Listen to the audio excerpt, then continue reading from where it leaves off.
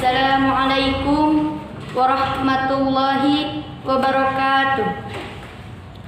Alhamdulillahil ahad al-faridis samad alladzi lam yalid wa lam yulad wa lam yakul lahu kufuwan ahad.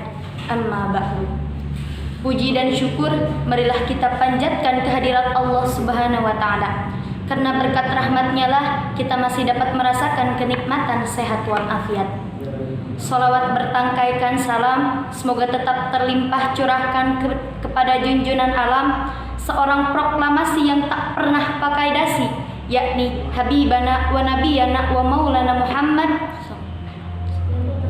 Yang terhormat Bapak Kepala Man 1 Sukabumi, yang saya hormati para guru Man 1 Sukabumi beserta staf tata usaha, dan tak lupa yang saya hormati para teman-teman sekalian.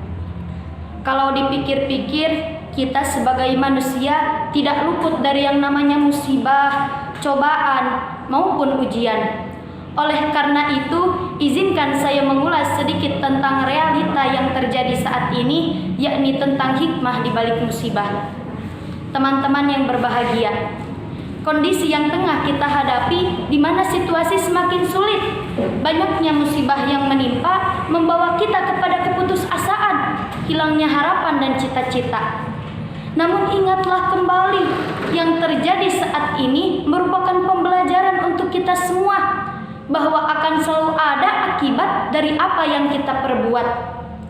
Musibah pula menuntut kita untuk menjadi lebih bijaksana, menuntut kita untuk menjadi lebih dewasa dalam menanggapi segala sesuatu.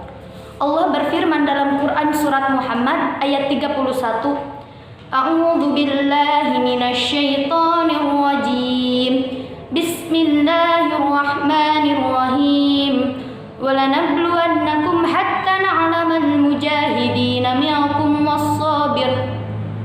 Sungguh kami benar-benar akan menguji kamu sekalian agar kami mengetahui orang-orang yang berjuang dan orang-orang yang bersabar di antara kamu sekalian. Dari firman barusan saja sudah jelas bahwa Allah tidak akan menurunkan musibah kepadamu semena-mena untuk hanya menyulitkanmu. Namun Allah menyuruh kita untuk mengambil hikmah dari setiap musibah. Karena pada dasarnya musibah yang menimpa kepada kita untuk mengingatkan kita, untuk meningkatkan keimanan, untuk meningkatkan keamanan kita terhadap Allah Subhanahu wa taala. Teman-teman yang berbahagia, namun terkadang kita salah dalam menyikapi segala musibah. Kita malah saling menjelekkan, kita malah saling menyalahkan. Namun kita lupa berkaca sejauh mana kita menjaga ibadah kita, sejauh mana kita menaati perintahnya, dan berapa banyak dosa yang kita perbuat karena melanggar larangannya. Karena tidak pasti ada hikmah dari setiap musibah. Hikmah diantaranya yang pertama yaitu untuk menjadikan kita menjadi pribadi yang lebih banyak bersyukur. Kenapa kok dikasih musibah kita harus bersyukur? Karena contohnya ketika kita punya musibah jam 3 sudah bangun, buat apa? Buat sholat tahajud. Yang punya utang sebelum adzan berkumandang sudah ada di masjid. Beda lagi kalau musibahnya sudah diangkat oleh Allah Subhanahu wa taala. Bangunnya sih masih jam 3, namun buat nonton bola.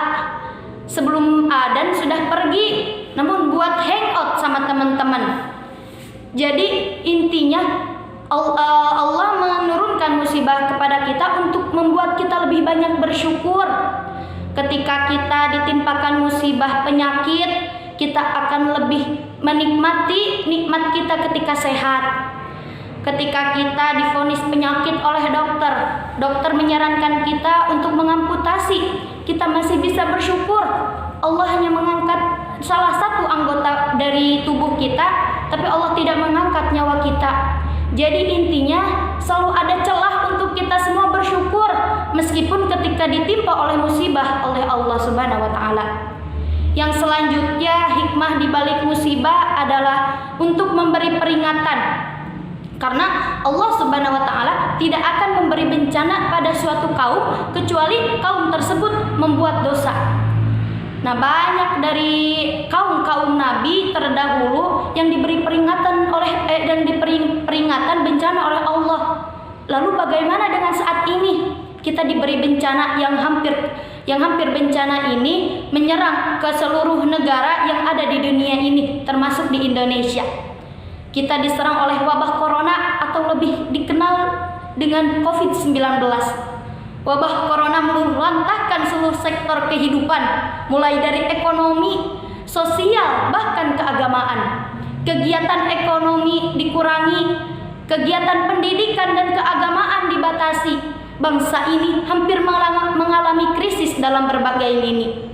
Oleh karena itu, dengan adanya musibah saat ini, seharusnya kita hadir untuk memberi solusi, bukan malah sibuk meratapi diri.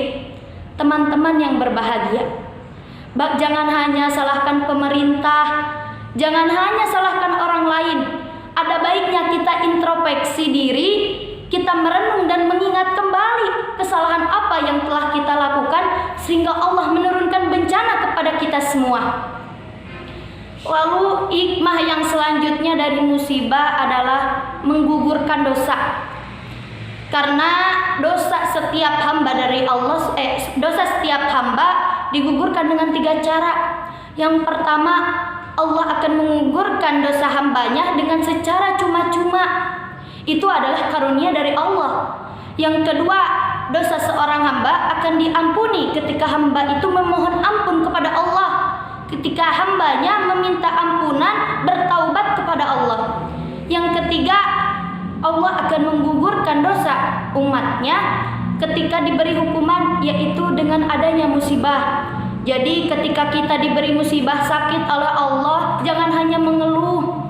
Seharusnya kita lega, oh semoga dengan adanya musibah sakit kali ini Allah akan mengampuni segala dosa-dosaku. Dengan adanya bencana seperti ini, kita harusnya mengambil hikmah. Jangan hanya mengeluh, jangan hanya ya Allah, kenapa kau turunkan musibah kepadaku? Tapi harusnya kita merenung kembali bahwa Allah tidak akan memberi musibah kecuali ada hikmahnya. Maka dari itu, marilah kita bangkit dari keterpurukan, kita lanjutkan langkah ke depan, dan kita jadikan musibah sebagai pembelajaran untuk memperbaiki diri. Sejalan dengan hadis Nabi, "May yuridillahu bihi khairan yusib min." Barang siapa yang Allah kehendaki menjadi orang baik, maka Allah akan timpakan musibah atau ujian kepadanya. Sebagai contoh nih, layaknya pelaut yang tangguh tidak terbentuk oleh ombak yang tenang, namun dengan terpaan dan hempasan gelombang di lautan. Maka setiap cobaan yang Allah timpakan kepadamu, pada dasarnya itu untuk meneguhkanmu menjadi sosok manusia yang terbaik. Hadirin yang berbahagia, di akhir penyampaian saya kali ini, saya mengajak untuk kita semua, mari kita perbaiki diri. Kita perbaiki ibadah kita kepada Allah Subhanahu wa Ta'ala.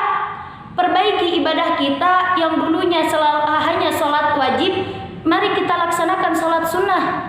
Jangan hanya sholat wajib saja. Dan jangan lupa kita berdoa kepada Allah Subhanahu wa Ta'ala.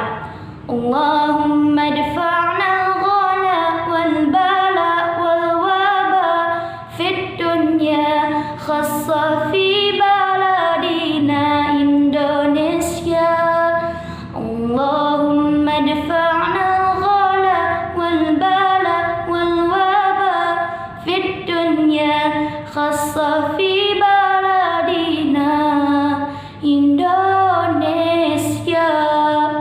Semoga dengan doa kali ini Allah akan meninggalkan wabah corona ini, agar meninggalkan dunia, dan semoga kita terlindung dari mara bahaya dan dilindungi oleh Allah Subhanahu wa Ta'ala. Buah-buahan di Cisaat mudah-mudahan bermanfaat. Akhirul kalam, wassalamualaikum warahmatullahi wabarakatuh.